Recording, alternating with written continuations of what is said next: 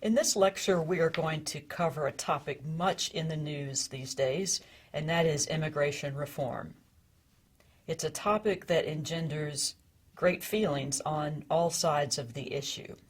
Let's look first at prior attempts at immigration reform by the United States Congress. During the second term of President Bush's presidency, he pushed for immigration reform, including a guest worker program. He was unable to get support in the Senate or the House for those proposals, but they were very much talked about.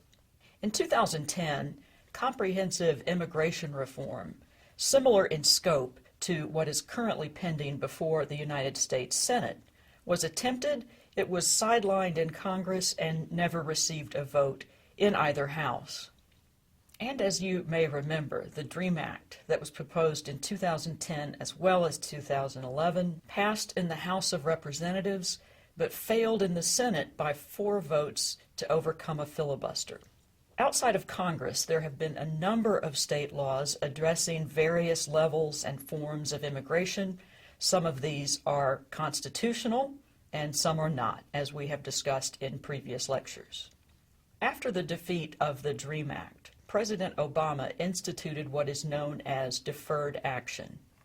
This is an attempt to apply something like the DREAM Act to benefit those persons who were brought here as youngsters.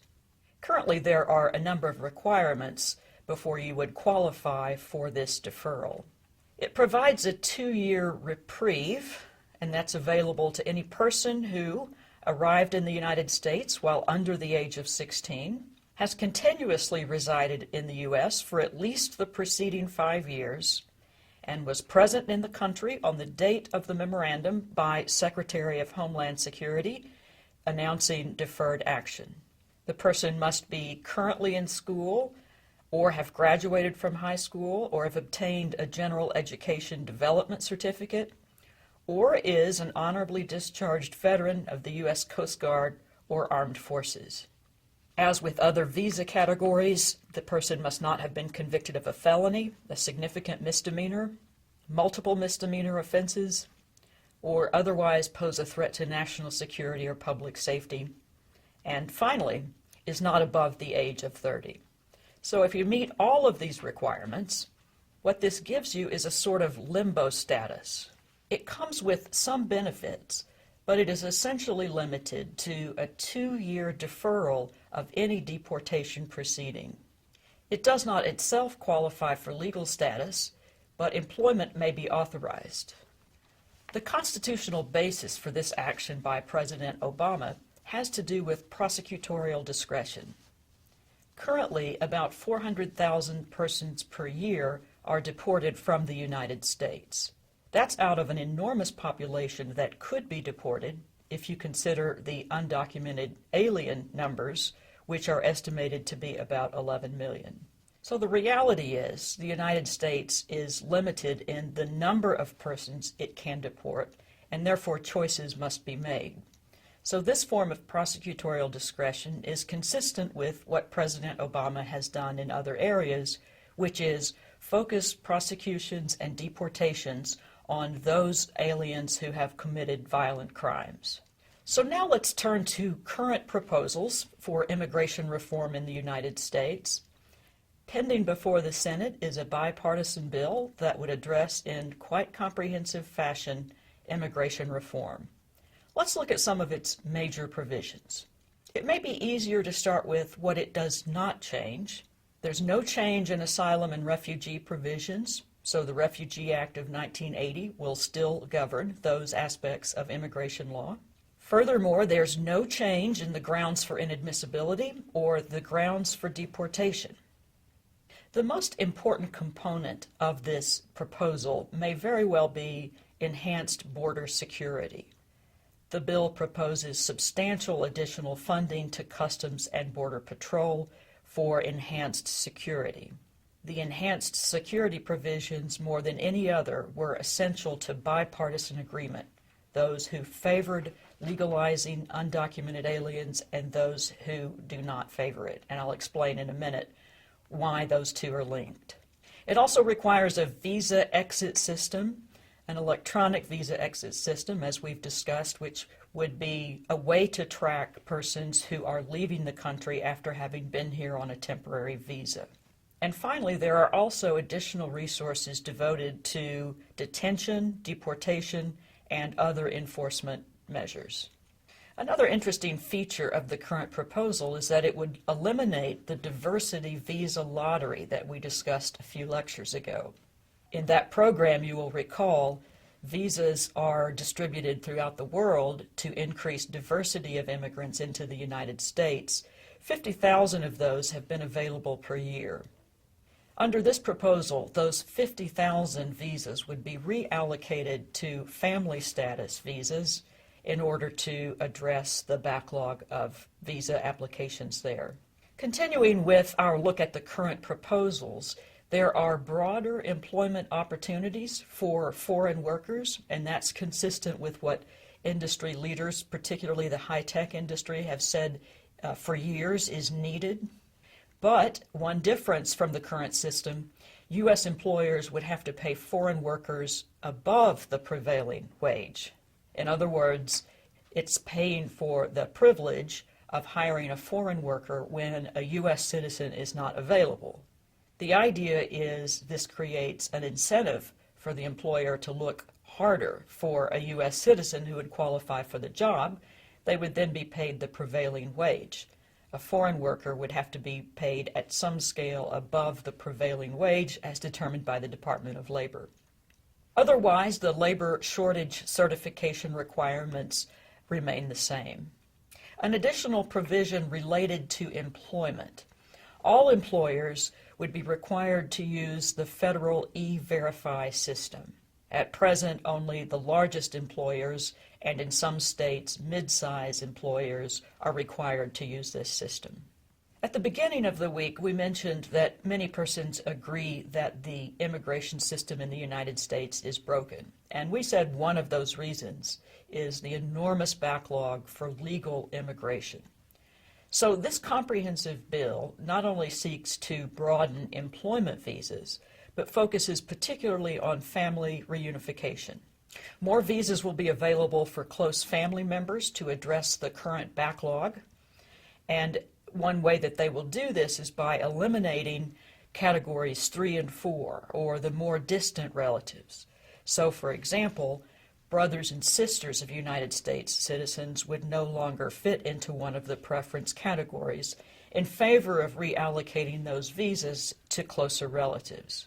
It is not clear otherwise if Congress intends to increase the overall number of visas available for families. And now we should discuss perhaps the most talked about provision, and that is how to deal with the approximately 11 million undocumented aliens living in the United States. Should they have a path to legalization? Should they have a path to citizenship?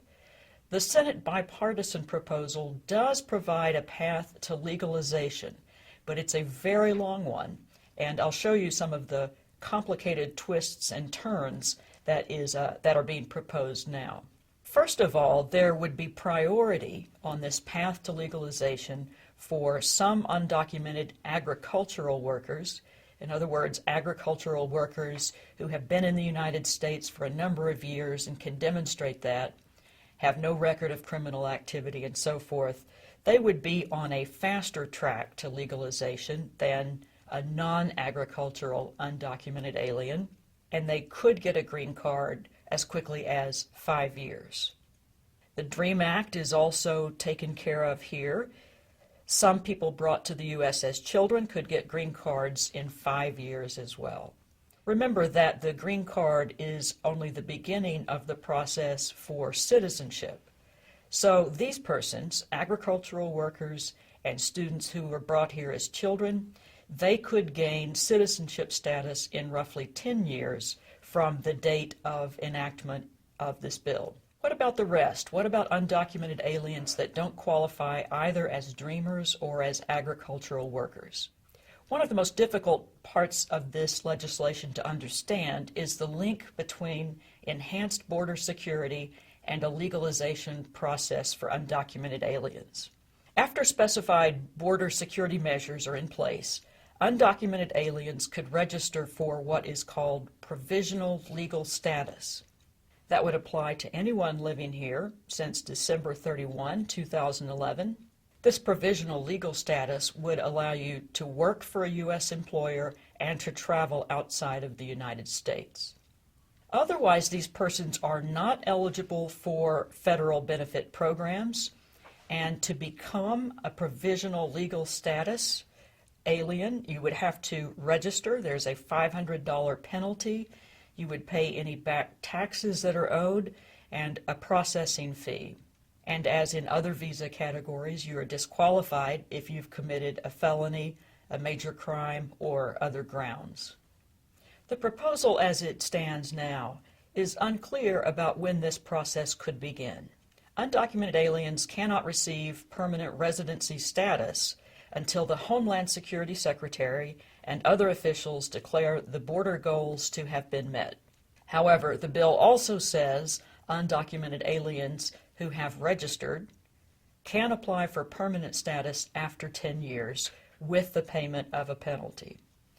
So in some readings of the statute, it is possible to go from undocumented alien to citizen in 15 to 20 years. And again, the grounds of inadmissibility may exclude many of that population from the possibility of citizenship. Those are just some of the major provisions in this bill. It is a massive bill. It is 844 pages. For those of you who are interested in pursuing this further, the New York Times has provided an annotated version which we have linked to as optional reading. Because it's 844 pages, it is not for the faint of heart. But I have also provided an 18-page summary of the major points that the Senate Bipartisan Committee itself has promulgated. So, how do we predict what's going to happen? We've seen past attempts at major immigration reform and overhaul of the system not come to fruition. So I'm hesitant to predict the future, but there are some points to keep in mind. Passage in the Senate of this bipartisan bill is uncertain. It may not pass in the Senate. The House of Representatives, of course, under our system of government, must also enact the bill. They do not plan to take it up until later in 2013. So one prediction that is relatively safe is that we will not have an immigration bill signed into law before the end of 2013 at the earliest. Perhaps more importantly, House members have already said that they will consider the major provisions separately.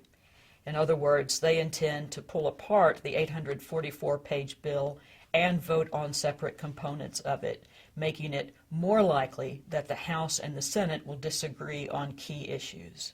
And finally, in terms of predictions about laws that in the future will continue to affect both undocumented and documented aliens, we should note that some states will continue to enact immigration measures with uncertain constitutionality.